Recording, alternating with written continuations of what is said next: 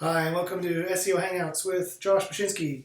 This week I've got some interesting leaks and experiments and tips for you from various individuals. So let's get right to it. Um, Back in July, John Mueller had a hangout, and I actually should have added this to my last video, but I kind of ran out of time, so I just wanted to mention it really quickly. That you can get the thin content penalty, and thin content, the concept, applies to more than just affiliate sites. It can apply to forums too. So remember, if you have any user-generated content on your site in terms of comments or in terms of posts on a forum or posts on a blog, that kind of content is looked on very seriously by Google, and you could definitely run into a pan of trouble if you have stuff like that, especially if it's thin content, especially if it's duplicated, aggregated, single sentence kind of responses, generic responses, or there's spammy keywords in it or spammy links in it. So that's definitely the kind of thing you want to watch out for. Okay, now moving down. On July 31st, Dan Petrovic from Dejan SEO over in Australia, who was a nice guy, I met and hung out with him a couple times. And I like the cut of his jib. I like some of his SEO stuff that he does. And he had a hangout called Creative Link Building. He talked about a couple strategies. Now, I'm not going to steal his thunder and tell you, what was talked about, for the most part in that hangout. If you want to watch it, by all means, go ahead. It's July 31st. He's a great guy.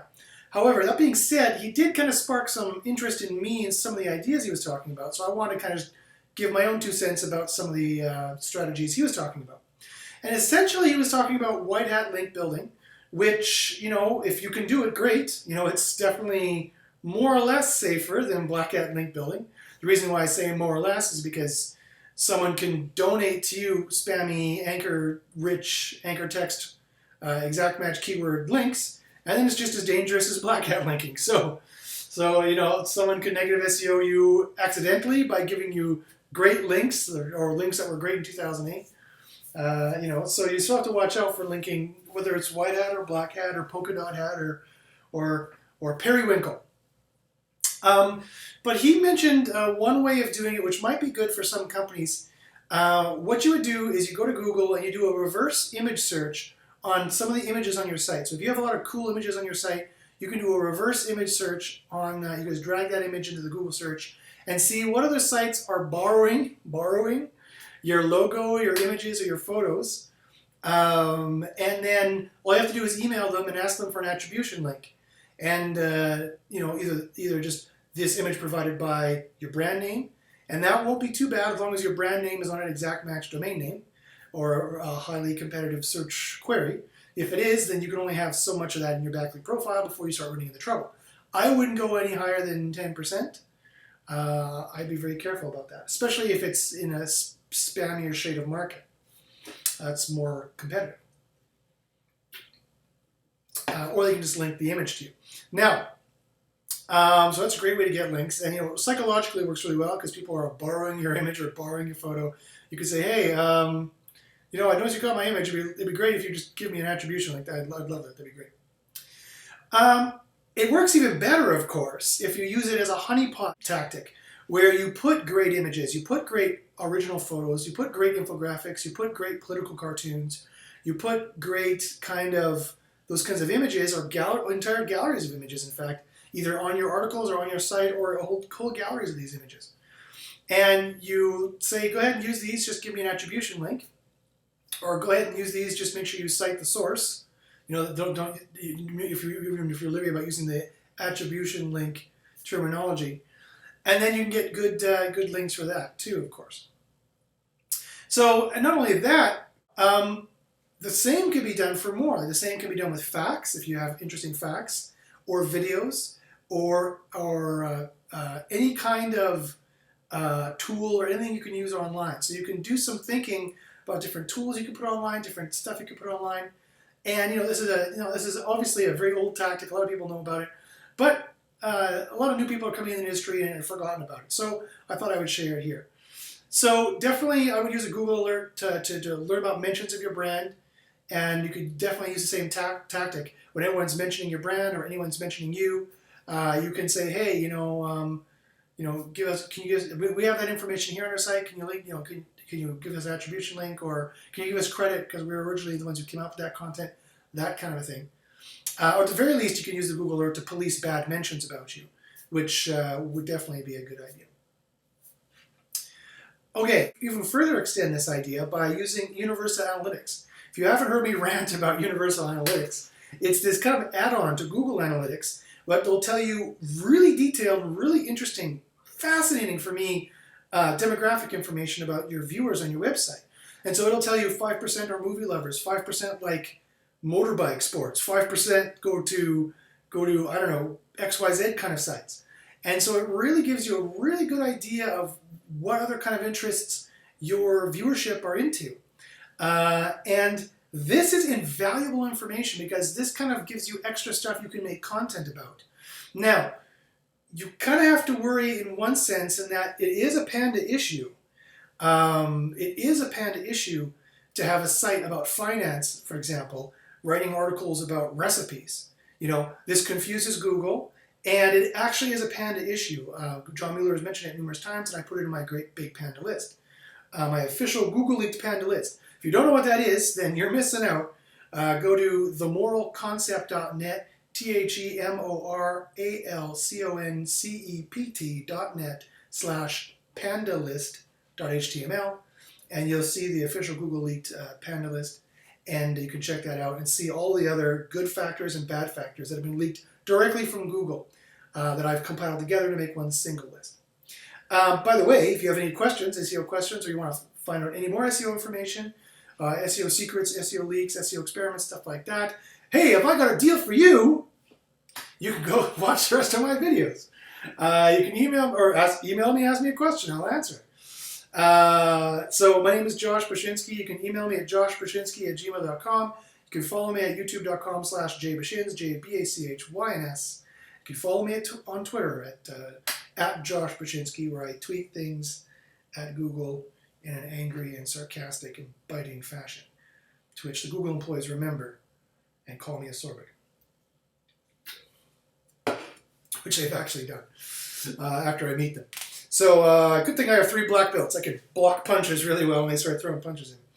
So anyway, so those are some really good linking ideas there. And if you can do white hat linking, by all means, I mean,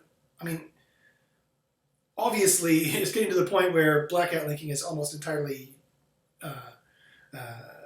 useless to do. I mean, they can ignore 90% of those links if you don't do it right. And it's definitely dangerous. So, I mean, I said, if you can do the white hat linking, you might as well. It's getting to the point where you really don't have much of a choice, but to add that into your repertoire, you want to have the both kind of tactics going depending on the competitiveness of your market. Okay, so on August 11th, John Mueller had a hangout. He did some site audits, and I was in attendance for these site audits. I was in the audience for the site audits. So he had a really good hangout, a bunch of good leaks, so I want to share some of these. So, first off, he strongly implied that they do A/B testing or split testing on new sites.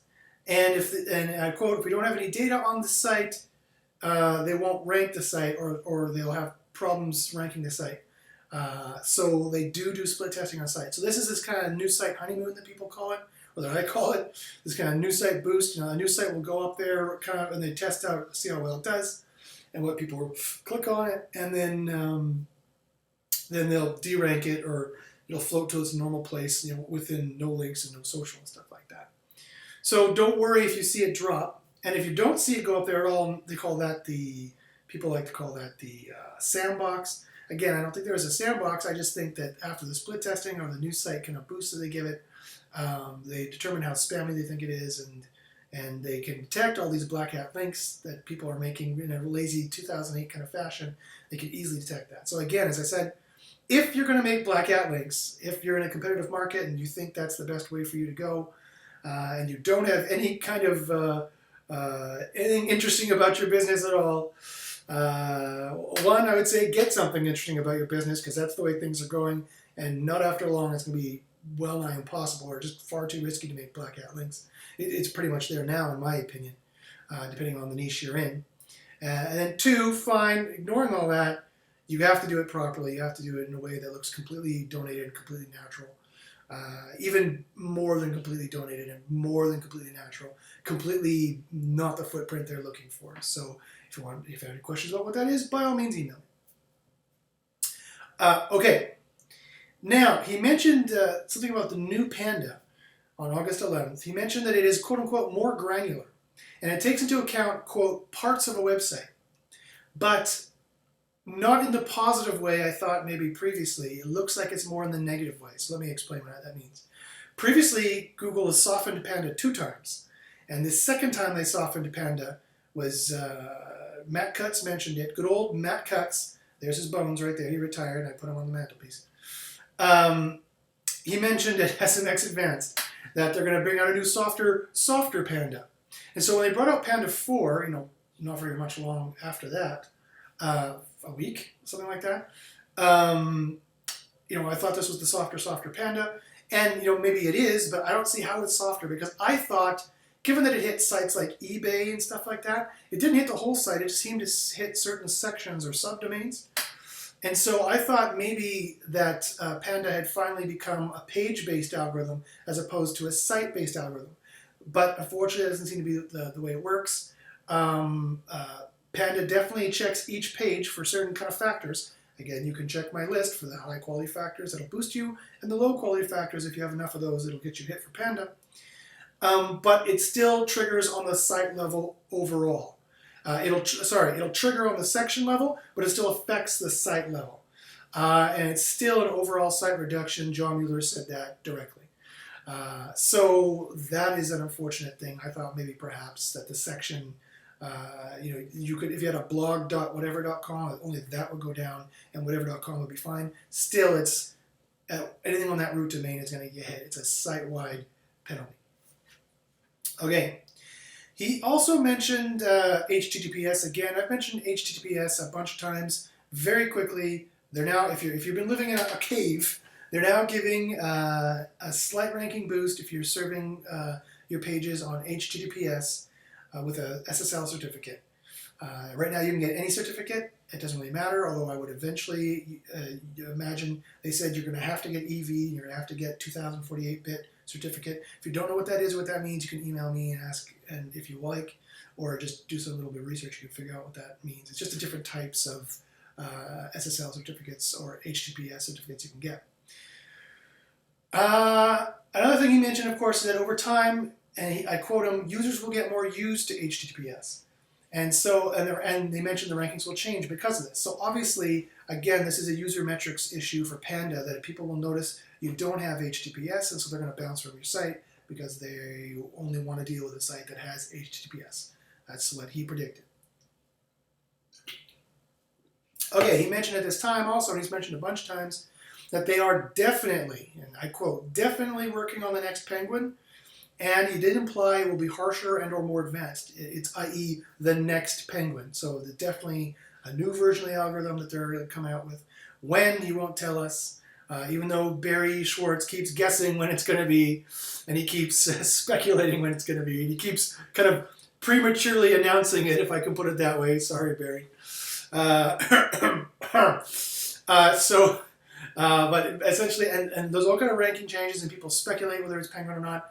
The problem is this, is that we're kind of like physicists working in the 1800s. We don't have the tools to be able to tell exactly what's going on. And so unless Google admits that it's a Penguin release, then it's not, right? We can't count it as that. Unless I have sites that were hit by Penguin and I watch them regularly and I'm waiting for them to come up, but you never know. They may not. They may just ignore it. Who knows how that's going to work. So it essentially, basically, you just have to kind of run things as if Penguin doesn't exist until they say, we released Penguin, and then you can be okay. And then everyone else will mark it in their calendars of when that was. And he also did confirm that Penguin definitely has to be careful about negative SEO issues. Translation, you can negative SEO a site with the Penguin algorithm. All you have to do is send tons of links to it, that are exact match query to their exact match domain or exact match URL for that page where that page is trying to rank for. So if that page is trying to rank for buy red apples, just send 100,000 buy red apples links to them. Now, it gets more difficult, and of course, it depends on how good the next penguin is, because this is why it's taking so long. Matt Cutts admitted to me with my private conversation with him in March, and he admitted to me that that's why the penguin is taking so long, because they have to be careful in negative SEO, because they cannot tell the difference between if you paid for a bunch of spammy links or someone else did. There really is no way for them to tell, so they're really trying to get clever about how to check that, but there's really no extra way to check that. They were working on an order of links algorithm. He told me at the same conference that many people speculated they had it before that. They didn't, but I believe they do have it now, and they've rolled that into Payday Loans version 2, which they also call the Google Spam algorithm, which I think they also ran into or merged with Penguin or ran Penguin at the same time. But again, because they didn't announce it, I can't say it was a Penguin release, right?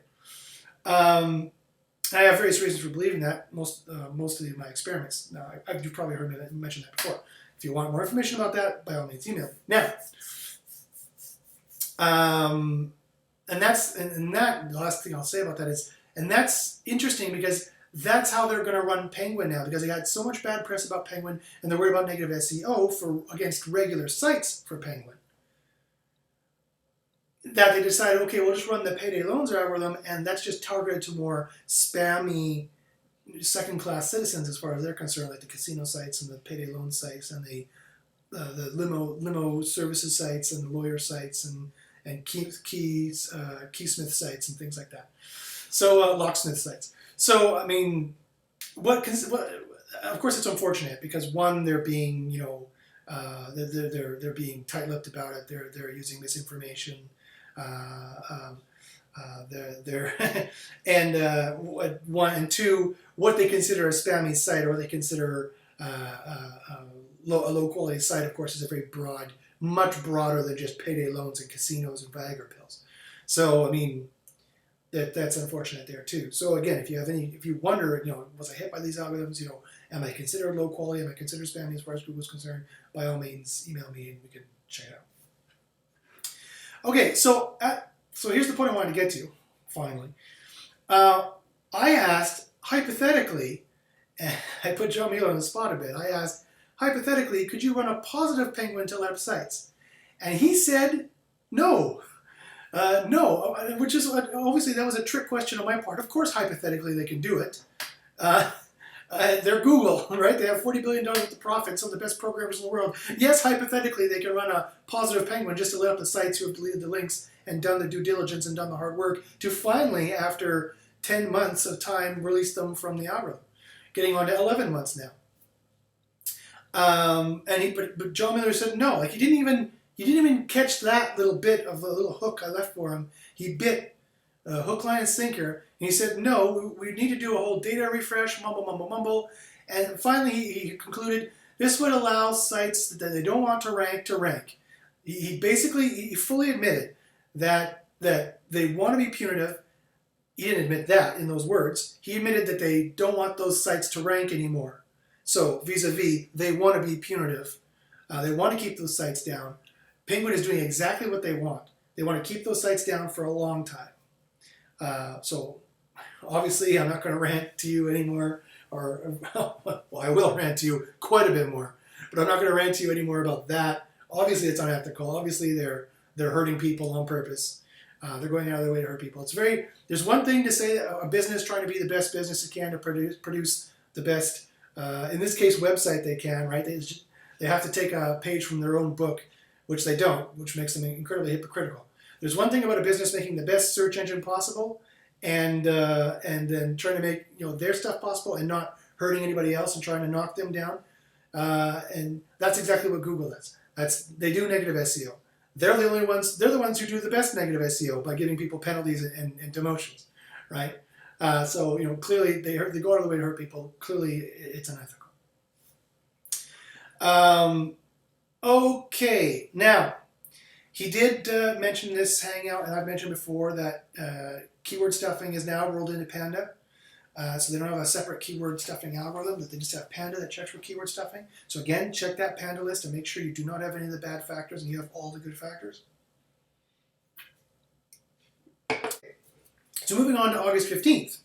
He mentioned that to remember, and I've mentioned this before, but it's well worth mentioning again, don't forget your click-through rate. Your click-through rate on the Google SERPs is the percentage, the CTR percentage of when they click you and go to your site. You want to make that as high as possible, and you want to edit your title tag and your meta description to make that as palatable as possible. And don't forget they recently just even shrunk it even further for the title tag. So you want to rank each page for one key phrase. So if I want to rank a page for buy red apples or the selling red apples, I would be buy red apples here. Wow, best prices on red apples. That kind of a thing. And it's going to be enticing. It's got to be catchy. It's got to stand out. And that'll make people click on it, and that'll increase your click-through rate. You can just dial that. You can open that tap a little bit more and flow more traffic through just by editing your titles and getting a better click-through rate. And it is important for rankings as well. He did confirm that numerous times for Panda. So you want to make sure you have a good high click-through rate, or Google will think, well, people are not clicking on this site. It's not very good. Or people are bouncing from it. It's not very good. This is going to be a problem. That's also confirmed in the Quality Raters Guide, as far as I'm concerned, by the opening graphic. Okay, he also indirectly confirmed something, and I'm going to mention, it's going to be somewhat controversial, probably not to my regular listeners, but maybe to some other people. John Mueller indirectly confirmed that the Disavow file is only used manually. I repeat, the Disavow file is not used like they use the robot text. It's similar to the robot's text in syntax, but it's not similar to the robot text in that it's automatically used on a regular basis. The Disavow file is only used manually. And here's the situation of what happened. Someone received links in their reconsideration request response from Google. So they had a penalty. They filed a reconsideration request. They got the reconsideration request response back with example links in it that were already in their Disavow file. And John Mueller responded that what probably happened there is the manual team didn't bother to manually, quote unquote, check the Disavow file to remove any example links coming back that were already disavowed. And he said, and he said this point blank, that this is their policy to do so. So this is just further, and I've mentioned this before, and he's mentioned this before, but for me, this is just further evidence to Matt Cutts and the Kraken and me that the Disavow file is only used manually. He's mentioned before that for the manual team, it's only essentially a replacement, just like a Google employee leaked to Dan Petrovic, again mentioning Dan Petrovic, who mentioned to me at a conference in Poland last year that the Disavow file does nothing. It is just a replacement, because remember back in the early days before the Disavow file, people were filling out Google Docs and putting that in the reconsideration request. This is only a replacement for that. There's three purposes for the Disavow file as far as we can tell. One, to replace the Google Docs, people trying to email Word documents and things like that. That's why they made the Disavow file. Two, John Mueller has said that and Matt Cutts has said the Disavow file will work for Penguin, and maybe even possibly payday loans or other linking algorithms. But John Mueller has admitted only if the engineers remember to push that data to the algorithm. I repeat, only if the engineers remember to use it. So it's manual, right? They have to manually remember, oh yeah, right, I have to make an if loop. If disavowed file, remove else Penguin, right? They have to remember to do that. If they don't do that, then it won't help you at all in any way, shape, or form. And finally, they use the Disavow file for machine learning. They obviously, John Mueller has kind of hinted at that's what they were doing. And Matt Cutts has mentioned point blank that in the future we might do something like that. He said at SMS Advanced, I think it was 2013. So that's the three things the Disavow file does. It does absolutely nothing else. There's no reason whatsoever, other than preemptively worrying that you might get hit by Penguin, to put something in the Disavow file. All it's doing is, in the off chance that it actually does do something, then you could be deranking yourself, so then it's a risk. And if it doesn't do anything, there's no point in even using it until they're going to re-release Penguin or something like that. Yes, you can preemptively put links in there, so you might not get hit by Penguin if they remember to use it. But lots of people had links in the Disavow file last Penguin, almost a year ago now, in October when it came out, and they were still hit by Penguin. So either Google didn't remember to use the Disavow file at that time, or what Google has said is that you have to delete links. The Disavow file is not enough for Penguin. You have to delete 8% of your links. I had clients get out of Penguin in October 2013, but it's only the ones that had deleted 80 to 90% of the Penguinized links, of the exact match query to exact match URL string, anywhere in the URL string, and highly over-optimized keywords on page. Removed those links on the spammy kind of blogs. So for me, it's a crapshoot. For me, it's too risky, right? Yes, there could be a benefit, but it's only if Google remembers to use it. They still might hit you anyway. They still want to make you delete links because just having a get out of jail free card for the Disavow file is not good enough for them. If it was, they would have ran Penguin months ago, so they could keep down more spam. If they would just think, okay, just let them use the Disavow file, people have protected themselves from negative SEO through that, and then we can just run Penguin. This tells me that the Disavow file does absolutely nothing, other than is a file that people can use to upload to make it easier for the manual team and to use for machine learning. So now they can detect all different kinds of links. And to me, in my opinion, it's still far too risky to try and delete any links or to try to disavow any links, unless the only time it is if you receive the manual action, the unnatural link penalty versus cite, not versus links. There's two different ones, and again, I promise not to rant too much, but the unnatural link notice versus cite is the only time the Disavow file is going to be useful at all. And only for those links you cannot remove, and they don't care whether you can or not. You still have to delete the majority of the bad links, the spammy links, the suspect links anyway. You could just do that and ignore the Disavow file and probably get out, right? So the Disavow file is just soma. It's just a pill. It's just a nice little bit of a noble lie fluff for you to believe that you actually have something to do, and for unscrupulous SEOs to charge people to do a link audit and check your links out and put this in your Disavow file and make you feel like it's going to do something to help you, when it's really not. So, let it not be said that I play favorites and that I do not call something unethical when I see it, whether Google is doing it or my fellow SEOs are doing it. But quite frankly, the Disavow file is, as far as I'm concerned, nothing but risky. It probably won't even be used. It's probably just helping Google with their machine learning, and maybe not in a good way, because people are putting any kind of link in the Disavow file, so who knows what it's going to do. It's in my opinion, far too risky to do, and it's nothing but a fear-mongering tactic to make you think that it's something that you should be doing. Again, with the one caveat is the manual action versus cite. Then you definitely have to go delete links, or you won't get out. And maybe the Disavow file might make like 5 or 10% of difference there. Then it might be useful. Otherwise, you have to delete links for Penguin anyway. They're not going to let you out. So there's really no point in using it and wasting your time and spending your money putting anything in there for now. I could be wrong, and maybe they'll use the Disavow file as an anti-negative SEO tool. But if they could have already, they would. And they specifically said that they're not going to because they don't want to make it easy for spammers, those second-class citizens, to continue making money and feeding themselves. Okay, now if that rant wasn't enough for you, John Mueller mentioned again in this hangout that aggregating and syndicating content is definitely an issue. So that's definitely part of Panda 4, so you have to watch out for that. Again, check my list for the whole list of factors that I made free of charge for you, the big list.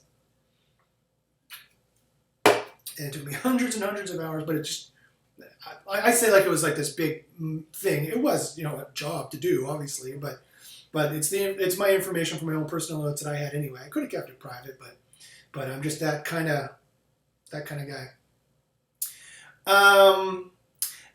This is an interesting thing. So someone asked, is there such a thing as domain rank anymore?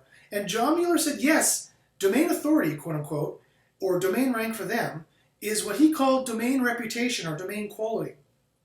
So as far as they're concerned, it's not about page rank so much anymore. It's more about quality rank now for Google. And it's more about the domain reputation or quality. I found that fascinating. And of course, their high quality algorithm is Panda. So as I said before, Panda is the main algorithm. PageRank is kind of like the base that they, what is a house? The foundation of the house. PageRank is kind of the cement pad that the house Panda, the quality algorithms go on that does the most of the ranking these days. Sure, references, offsite references make a difference in that regard, but it really is getting to the point where they think the quality algorithms are the most important thing. So at the very least, you can't ignore them anyway. That's for sure. He also, to that end, he admitted that changes to the design, even CSS changes, can affect ranking. Even CSS changes to your cascading style sheet, changing the font, or the color, or something like that, or the width, or minor things. Even that can affect your ranking. So you have to make your design more "quote unquote" friendly. He said that means user metrics matter. User metrics matter. He's mentioned it again and again. Okay, time is almost out. That buzzer means we're into the speed round. And finally, on August 20th, someone by the name of Bill Slosky, kind of a crazy wizard of SEO, I'll leave you with this thought. He is kind of a guy who looks at the patents and kind of analyzes all the patents for us. And he mentioned something very interesting when it comes to entity search. Now, what is entity search? Entity search essentially is that things, not strings. Google has a knowledge vault, a knowledge database of over 1.6 billion facts. And these facts are the entities that they rank. They know Josh Bachynski is an SEO who lives in Victoria, who has this site, themoralconcept.net, is the author of this site. They know all these things. They know about all these different entities and relations between entities. And he mentioned something very interesting in this, in that not only is Google indexing websites and web pages, think about it this way. Google is indexing you. That's right, Google is indexing you. You. That is to say, the mentions of you online, the sites you go to. That's how they get the information for Universal Analytics. The topics you're interested in, the stuff you post about. They know who you are and what you're interested in and what you're an enthusiast of, and when you mention something on a topic XYZ, whether it's an authoritative comment or it's more of an expert comment or not, because you're so interested in it and you do stuff on it and you look at stuff in it. So they have algorithms for this. It's 2014, people. It's not Google of 2010 anymore. Not even of 2011 or 2013. They could do text scraping of pages and do semantic relation information, and they can tell who you are, what you're doing, and what you're about. So anyway, so people are complaining now because, of course, authorship has been removed, but it hasn't been removed. It's just they've just removed the snippet, right? The machine learned you put that hard author snippet in the page, and you're a Google author, and they saw all the different bylines and things they can scrape on the page. They don't need the author snippet anymore, right? So they don't need to kind of arbitrarily apply it after the fact. It's now that's rolled into their entity search, and I can prove it. I'm going to prove it in future case studies. I already have the proof. I've already done the experiment and have the proof. So authorship still matters, but the author snippet does not. Okay, so anyway, that's my SEO rant for today. I hope you've enjoyed this rant. If you have any SEO questions at all, if you want to debate with me about anything that I've said, by all means, email me at joshbachynski@gmail.com. You can watch other videos like this at youtube.com/jbachins, JBACHYNS. And you can follow me at Twitter. Tweet angry things at me if you like, or nice things, whatever is your preference, at Josh Bachynski. So thanks very much for listening, and we'll see you next week. Good luck in the service.